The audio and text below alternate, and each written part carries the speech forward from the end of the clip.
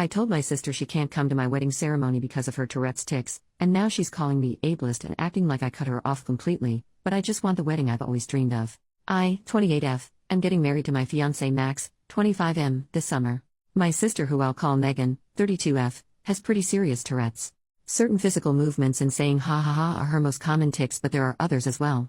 As long as I've been alive, I've never seen Megan sit through a long ceremony or presentation without tics, not even her high school and college graduation or for any siblings' graduations. Her ha ha ha is also extremely loud, bordering on yelling, and most of the time repetitive. I have involved and invited Megan to every aspect of the wedding, the rehearsal dinner, the bachelorette party, and the reception, except for the actual ceremony. My fiancé and I are writing our own vows, and I just want to hear him say them without interruption. The ceremony is fairly long, and I seriously doubt Megan's ability to go that long without ticking. She has said that holding back tics is like holding back a sneeze, only 1,000 times more difficult. The only options I see for her going into the ceremony are 1. Letting the tics go on as normal and be scrutinized by Max's side of the family who hasn't met her yet, or 2. Trying to suppress them the whole time. Either way, it would be a miserable experience for her. I have explained Megan's situation to guests who were unaware, but in Max's family there are several young children and elderly people that I doubt will have tact. Megan was heartbroken when I told her I didn't want her at the ceremony. I explained my reasoning to her about how the ceremony wouldn't be fun for her either way, but she didn't want to hear it. She admitted that she will likely tic when we're reading our vows, but insisted we can just pause and carry on or speak over it. I know this is selfish, but I don't want Max to pause or speak over someone. I want him to read his vows just as he wrote them. Megan has accused me of being mean, ableist, and a bridezilla. My dad is on my side, my mom is on Megan's side, and my other sister, 24F, agrees with me but thinks I should let her come anyway. Max supports whatever I decide but says he hopes this doesn't fracture our sister relationship. So, am I really in the wrong for this? Edit: the kids I'm mentioning went to Max's cousin's wedding last year and were very well behaved, even though their ceremony was longer than what we're planning ours to be, so that's why I'm fine with them. I don't know if this helps, but I am also autistic and have severe struggles when my routines are interrupted or when things don't happen how I planned them. I have often been accused of being a control freak, 2 type A, etc. Maybe this is just me letting my controlling personality get in the way. Edit number 2. I'd like to clarify my biggest issue isn't the verbal interruptions, which would greatly upset me anyway, but potential harm for Megan and other guests. There is a non-zero chance she could injure herself or others. This is the actual crux of the issue. I could potentially handle verbal interruptions, although they would make me incredibly unhappy and uncomfortable, but I don't think I can deal having to stop the wedding because someone has been hurt. It usually only happens in high-stress situations or when she was younger, but crowds and large groups of people have historically been a trigger for her, and the ceremony would require her to stand in front of a huge crowd pretty closely to other bridesmaids. It's happened only a few times in the past year, which should make me feel confident, but I feel like the anxiety has just been growing and growing, and I don't know how to stop it other than making sure there is a 0% chance it could happen. Even though she said she could deal, she has a history of either underestimating or minimizing how bad her tics would be.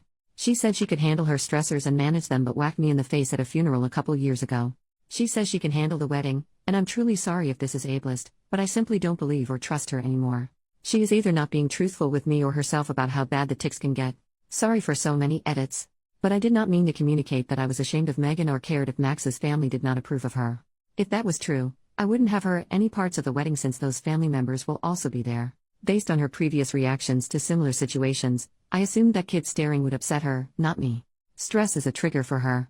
But people in the thread were right about how it wasn't my place to assume and dictate how she would feel, and I messed up on that part. It's hard to balance when Megan does have a history of downplaying or underestimating how bad things could get.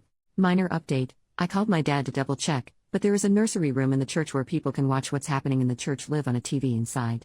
I hadn't known about it because it wasn't there when I was a kid, but it will definitely be on my list of proposed compromises when I speak with Megan.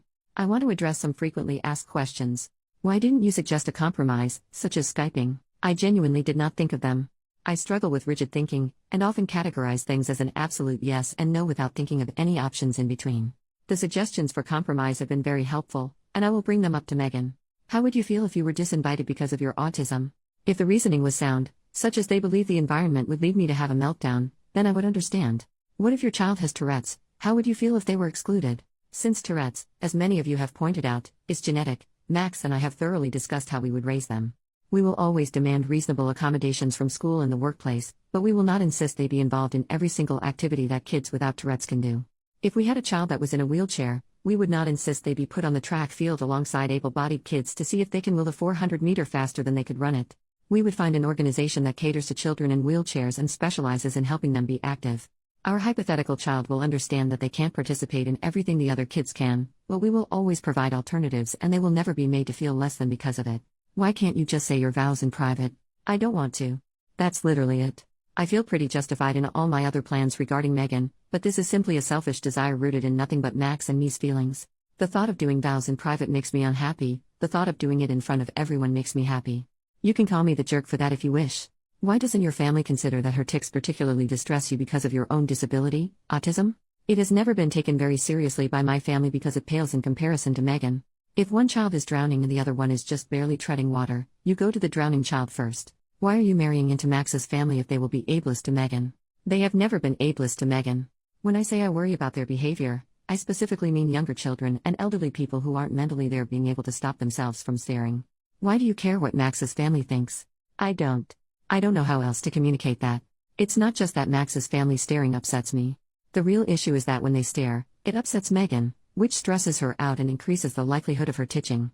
That stress can trigger a violent tic, putting her at risk of harming herself or others. There is also selfish option 2, where it causes a verbal tic and the consequence is just me being upset. If the kids are well behaved at the other wedding you mentioned, why can't they be told by their parents on how to behave at this one? And now we come to the FAQ that renders the 2 previous ones completely irrelevant. You were right, I was wrong. I was catastrophizing. I don't care if that's not a word. Several people have pointed out that beyond their parents' ability to instruct them, they may have disabled people in their class or their lives they see often. I was projecting my own personal experiences because children rarely, if ever, don't stare at Megan when she is titching. However, I honestly realize that there's a big difference between a kid who has been prepared from conversations from their parents and know what to expect, versus kids who see some random lady yelling in the supermarket and their mom snaps at them to stop staring. In my mind, all kids were the same. I would also like to clarify that I'm upset about her verbal tics because they affect me. I'm sensitive to loud and unexpected noises, which is exactly what her tics are. Most of the time I push down my negative reactions, but if it was just us alone in the room I would still be distressed by her tics. What are her violent tics? The 3 main ones I know of are the elbow, stomping, and flailing her arm. Stomping and flailing her arm are just normal motor tics that people are sometimes caught in the crossfire of. With the elbow, she's explained she must elbow someone or something. Most of the time it's just the wall or whatever chair or couch she's sitting on, but sometimes it's a person. The elbow is also dangerous because it comes on very suddenly and is hard to hold back. The most recent elbow victim was the couch at my parents' house. The last human victim was my dad at Thanksgiving. No offense to him, but he has a decent layer of fat insulating him, so he was fine. Update: the next day, all 3 girls are moved out the house. Max and I have an apartment in a big city that will remain unnamed for privacy reasons, and my youngest sister, 24F, I will call her Mia, is in law school at a university that will also remain unnamed. We're both in relatively drivable distances from our hometown, where Megan and our parents live. It's a small town where everyone knows everyone type of deal, and Megan attended a community college where she was already known by the professors and student body. While Megan lives on her own, she is very reliant on our parents. She has never even attempted to get a driver's license because of the possibility a tic could cause her to swerve, reasonable in my opinion, so my mom drives her to and from work every day. This is not me looking down on Megan in any way for not attending a 4-year big name like Mia and I, or for needing extra help from our parents, because she does need it. This is to explain that Megan and my parents, particularly my mom, are very close. In my opinion, my mom does things for Megan, mostly interpersonal conflicts, that I think she can handle on her own. Megan rarely communicates directly with Mia and I. Instead, our mom usually calls us and says Megan wants X or Megan mentioned she felt Y. Our fight about the wedding was one of the few real discussions we've had without mom mediating. So the first person I actually called was my mom and not Megan. I told her that Megan and I are both grown adults who are capable of handling ourselves. I said I will not take anything into consideration other than what comes directly from Megan's mouth. If mom tells me Megan is upset, I will disregard it. I got pretty frustrated when she steamrolled over my request and threw in her face that I'm the one paying for the wedding, not her and dad, which I regretted. I said I'm willing to work something out with Megan, but if they refuse to communicate or try to disrupt our conversation, all 3 of them will be disinvited. I reminded her Megan was an adult and hung up. I won't copy and paste the exact text I sent Megan, but here are the main points. 1. It was not my intention to hurt you, and I'm sorry. Please let me explain. 2. I want to talk, not text. Things are too easily misconstrued. 3. Your verbal tics have never been a problem for me. I didn't mean to make you feel ashamed of them. I don't want you to feel like we can't talk. The wedding ceremony is a one-time thing I can explain if you call me. 4. Mom and dad are not present in the room when she calls me. I have already called mom and told her to stay out of my business. I want to talk to her alone, and breaking my trust on this will have serious consequences. 5. A list of 2-hour blocks in the next 3 days I'm available to have a conversation. And 6. I love you. She responded picking one of the times tomorrow and nothing more, but I'm hopeful we can work this out. Second update, one more day later, I called Megan this morning. I'll summarize our conversation, excluding any verbal tics. It's very, very, very long, and all names are fake for privacy reasons. I will refer to myself as Michelle. 1. I told Megan I was sorry I hurt her feelings. 2. Megan said it was especially mean because I know how sensitive she is about weddings and that they're a sore spot for her. 3. I'm bamboozled. I informed Megan that I was not aware that weddings were a particularly sensitive subject for her. 4. Context. Megan and I are at the age where pretty much everyone is getting married, more so for Megan because she lives in our small hometown. Plenty of women and one man she considers close friends did not invite her to their wedding at all. She works at a boutique and has even encountered friends shopping for jewelry for weddings she wasn't invited to, but I didn't know that last part. 5. Megan does not believe me. How can I not know how upsetting it is when she and my mom have repeatedly mentioned the exclusion to me every time it happens? 6. My answer, well, you never told me you didn't get invited and you were sad about it, you just told me you weren't getting invited. 7. Megan says it's pretty easy to figure out and thinks I'm being purposefully obtuse. I was supposed to pick it up from context clues, the fact that she even said it, her tone when she said it, how many times she mentioned it, and apparently, literally everyone else had. 8. Megan cries. I don't know what to do. I just wait until she stops. 9. I remind Megan that I struggle interpreting things like that. This line is from Max, who I consulted, but he was not in the room. I told her that just like she needs some accommodations for her Tourette's, I need accommodations for my autism, and she has to explain things to me, especially feelings-related things, because I need that extra help. Here's a brief interlude you can skip if you want. Megan, you need someone to explain crying to you? Me, this is the first time you've cried about it to me. Obviously I know what crying means, I'm not a complete dummy. Megan, I didn't say you were a complete dummy. Me, I felt like it was implied. Megan, you just told me how bad you are at understanding implications. Me, I can still guess. Megan, well your guess is wrong. I concede to her but repeat what I said about needing some things explained to me. You said we didn't need to do that anymore. Only because Aunt Marnie was such a BTCH about it. Context, when I was 15 my dad's sister came to live with us and help out. Around this time I verbally expressed my need for clear explanations and she was so annoying. Example, she'd stop at a red light and huff, and then turn to me in the backseat and say slowly, that means I'm annoyed, like I was a toddler or something. My parents and sisters attempted with good faith and told off my aunt when she was being condescending in front of them, but they never quite caught on to what explanations I needed or didn't need. I just got tired of correcting them and announced I was fine after about 6 weeks or so. Max is very good at explicitly stating his feelings because his mom is a therapist. The whole family is very communicative and verbalizes their emotions. I didn't know you were that upset about it. I realized Megan did not know for the same reason I didn't know weddings upset her. I never told her. Plus, her tics were about at their height when this was going on, and I absolutely don't blame her for not being observant, especially as I do not have typical tells of neurotypical people when they're upset. Now I explained to Megan my idea of the nursery room and live streaming it to her so she can see it. The next accusation from Megan, you're ashamed of me just like friends are. You think I'm embarrassing? I say no, if I was ashamed I wouldn't invite her to anything at all. I tell her I didn't want her at the ceremony specifically because the sudden loud noises really will distress me. Especially in a typical setup where the bridesmaids are behind me and I can't see them, so I won't even have a warning that it's coming. She says fine in a tone that I am able to pick up on, and I ask her if this is how she really feels, because if it's not fine she needs to tell me. I haven't even brought up the possibility of violence yet because that will make her even more upset. After a significant pause, she says no offense but she feels like I'm just saying this to hide that I'm ashamed of her, that her friends make lots of excuses like that too. I say no, but I understand why it looks that way because I have always downplayed my own issues when I'm with our family, something else Max coached me on / suggested to me. I said that if she thought I was lying she could talk to Max, his family, or any one of my friends who can verify my sensitivity to loud sound isn't recent.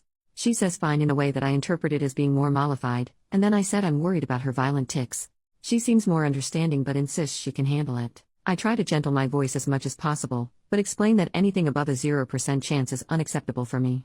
She says it's not that bad, but her tone of voice and inflection is different. I interpret from this that she might actually agree with me but is not ready to admit it yet or doesn't believe what she's saying. I remind her that all of our family are historically bigger and that she works out a lot, which I admire her for. None of the family members really get hurt when she elbows because we're all around her size, but she has to be reminded that she's a 5 feet 10 inches muscular woman. I reiterate this and bring up one of my bridesmaids as an example. Direct quote, all of the other, our last names, would be fine but Mary is 5 feet 0 inches and 115 soaking wet. If you elbowed, she would go the heck down and I don't think she would get up. She laughs a little uncomfortably, but I'm not joking. I remind her of Nana's funeral where she said she would be fine and then ended up smacking me in the face. I said I know Tourette's can be unpredictable, but she's had 32 years to figure out her limits. I remind her that she has consistently misled me about how bad things will be. She swears this time it will actually be fine, that she knows herself better than I do, and it's condescending to assume that she's lying. She also reminds me Nana's funeral was years ago, saying she's improved, and I remind her that the last elbowing incident was months ago. I give up at this point. I'm so tired of her lying. She knows she's lying, I know she's lying, and she knows I know. I say fine. You can be in the ceremony if you say you can. But if you hurt someone during the ceremony, you will have to leave immediately. You will be disinvited from the reception. If they sue you, I will not help financially or help you find a lawyer. And I will cut you off completely and not speak to you anymore. You will not get to meet your nieces and nephews, ever. If you're truly willing to risk all that, then you must be truly confident, and I trust you. Otherwise, the nursery room is always open and you can watch on the TV. She doesn't answer me, but starts crying and says, how can I do this to her? This is the only way she'll ever be in a wedding in any way. No one else wants her but her own family should. It's not fair, and she just wants for one time in her life to be in a wedding. This is a lot of information to process for me, so I just kind of pick out one piece and blurt it out before I can process the rest as a whole. Why don't you think you'll get married? She says, are you delusional? Nobody would ever want to marry me. I know this is really insensitive, but I wasn't trying to be mean. It was just my first reaction, I didn't think over it. I just said flatly, Megan, you're being really stupid. This seems to shock her into silence. I continued, you're very smart, you're very pretty, you work out, and you're a good person. There are lots of people out there you haven't met yet that could be a great match, maybe even someone who has Tourette's too, so writing yourself off and preemptively giving up is incredibly dumb. She sighs and says, you don't get it. I say yes I do, that I never thought someone would understand me until I met Max. I tell her that she's stayed in our hometown her whole life, and there's a reason I didn't marry anyone from there. I did something off script, which surprised me, but I said I know she doesn't like big crowds, but she should come to city with me and Max, or just me. I said she should try and meet new people. She seemed taken aback and almost horrified by the thought, so I said something was probably offensive, sorry, and said, there's an 80% chance a homeless tweaker will be doing something way more disruptive than you at any given time. She got really quiet and didn't say anything, so I reiterated my points. I'm not ashamed of the tics in and of themselves, I'm worried about potential harm they could cause. The motor tics are self-explanatory, and the vocal tics will distress me and make me uncomfortable. If she wants to bet our entire relationship on her confidence that she won't motor tic and hurt someone, she can be my guest, but I'm done. She starts begging me. Why can't I get a bigger venue so the bridesmaids have more room, and place an inanimate object near in case she gets the elbowing tic? Or why did I pick so many bridesmaids when I knew she would be one and she would be crowded? Why can't I just say my vows in private? Why can't I just ignore her when she tics? Why? Finally, she said she felt like I didn't take her needs into consideration and planned the wedding without thinking about her at all. I snapped. I said, of course I didn't think of you, it's my freaking wedding. Mine. I have spent my entire life thinking of you and how things might affect you and what you need instead of what I do. I moved this far away so I could stop thinking about you. You got everything. You got mom and dad's attention, all the sympathy, all the money went towards your treatments. I didn't get to see a therapist, just drive you to and from your appointments. When I was 9, you slammed a car door on my hand because of your tics and broke my finger. Do you remember that? Mom and dad were more concerned about me reassuring you I didn't blame you than my broken bone.